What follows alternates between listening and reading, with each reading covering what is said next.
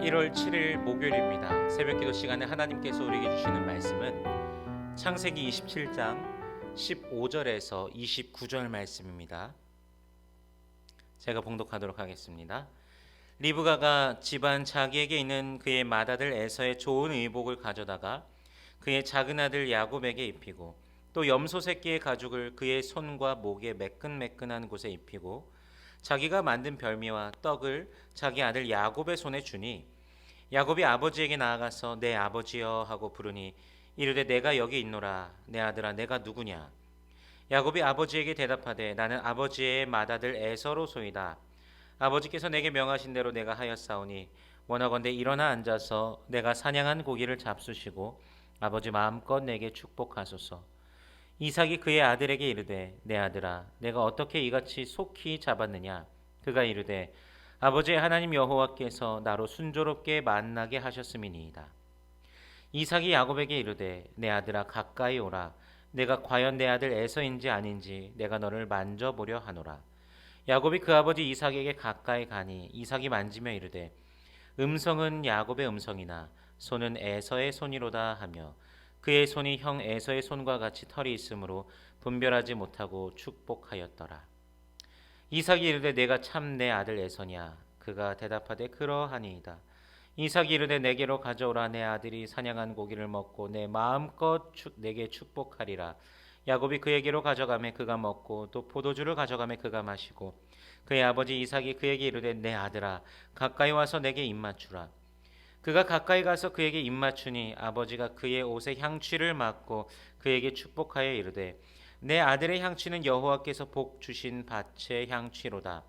하나님은 하늘의 이슬과 땅의 기름짐이며 풍성한 곡식과 포도주를 내게 주시기를 원하노라.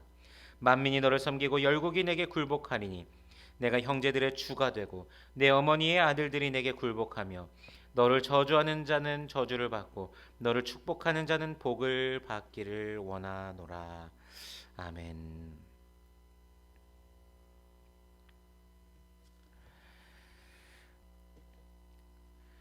본격적으로 리브가의 작전이 시작됩니다. 집안에 있는 에서의 옷 중에 좋은 의복을 가져다가 야곱에게 입힙니다.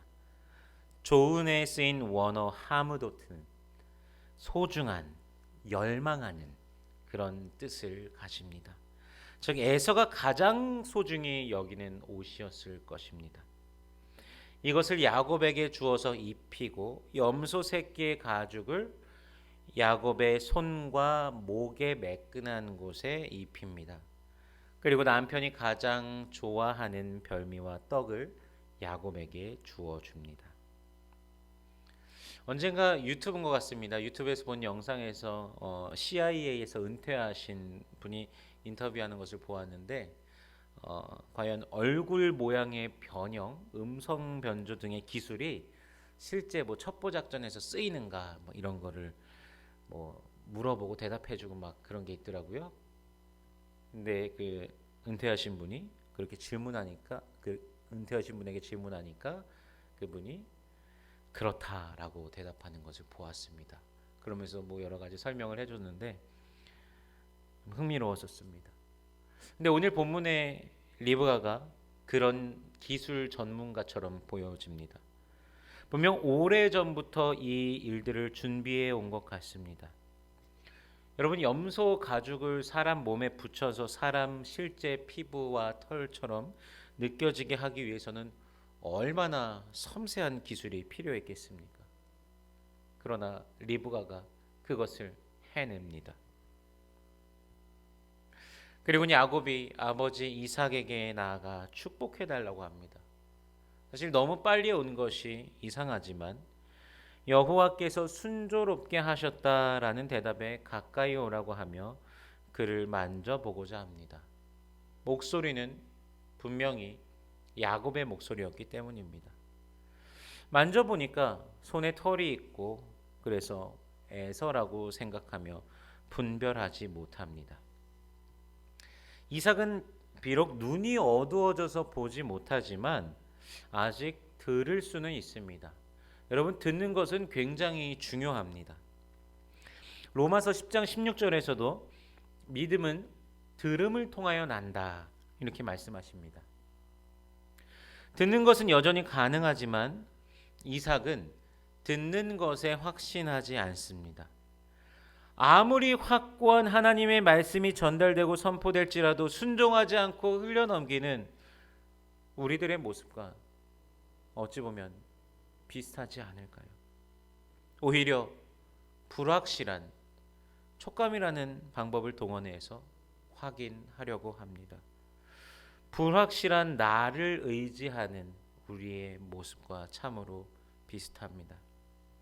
결국 이삭은 야곱의 목소리를 들었지만 촉감에 의해서 에서라고 생각하고 분별하지 못하고 축복하게 됩니다. 우린 이 본문에서 분별하지 못했다는 것을 분명 주의 깊게 보아야 됩니다. 나는 정말 하나님의 자녀로서, 하나님의 백성으로서 하나님의 것이 무엇인지, 하나님께서 원하시는 것이 무엇인지 분별하면서 지금 오늘도 살아가고 있는가? 거듭나고 그렇게 자녀가 되었는데, 하나님 나라에 귀속된 신분이 되었는데 여전히 우리의 마음과 생각은 분별하지 못하고 반은 하나님 쪽, 반은 하나님과 반대되는 쪽에 걸쳐서 혹은 그것을 향하여서 있지는 않은가? 또는 여전히 탕자와 같이 살아가고 있진 않은가? 돌아봐야 됩니다. 성경은 말씀하십니다. 로마서 12장 2절에서 하나님의 선하시고 기뻐하시고 온전하신 뜻이 무엇인지 분별하도록 하라, 이렇게 말씀하십니다. 분별을 하던 말던 상관없다가 아닙니다. 분별하라입니다. 다시 한번 기회가 있습니다. 이삭이 다시 한번 물어봅니다. 네가 참 내 아들 에서냐? 야곱이 대답합니다. 그러하나이다. 음식을 먹고 가까이 온 아들 야곱의 향취까지 맡습니다. 그 향취를 통해서도 에서의 향취가 느껴집니다. 이제 야곱은 하나님께서 아브라함에게 주셨던 축복, 그리고 자신에게 주셨던 축복, 이것을 에서로 착각한 자신의 아들 야곱에게 그대로 전달해 줍니다. 이삭이 야곱에게 그렇게 전달해 줍니다. 팥죽 한 그릇에 장자권을 사고 파는 형제지간의 모습, 자식을 향한 부모의 편애, 부부간에 속이는 것, 부모 자식 간에 속이는 것, 그 모든 비참한 모습이 사실 드러나고 있는 본문입니다. 좋은 모습이 사실 보여지지는 않는 본문입니다. 이 사건 이후 에서와 야곱은 돌이킬 수 없는 관계가 되어 야곱이 멀리까지 도망가게 됩니다. 하나님께 완전히 의지했다면 어떤 결과가 일어났을까 하는 궁금함이 남는 스토리입니다.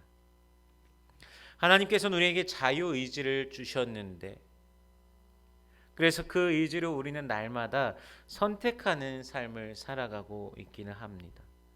하나님께서는 우리의 선택을 뛰어넘어 역사하시는 분이심에도 불구하고 우리는 그 선택이 좌우할 것들에 불안해하면서 개인의 지혜를 의지합니다. 그리고 확실하게 분별하지도 못한 상태에서 또 선택하며 불완전한 것을 반복하며 살아가고 있습니다. 여러분, 완전하신 하나님께서 기다리고 계십니다. 완전하신 능력에 좋으신 하나님을 의지하고 의뢰하는 그런 연습을 우리가 하길 원합니다. 주님과 함께 행하는 삶이 되고 주님의 뜻을 구하면서 선택하는 그런 삶을 살기를 원합니다.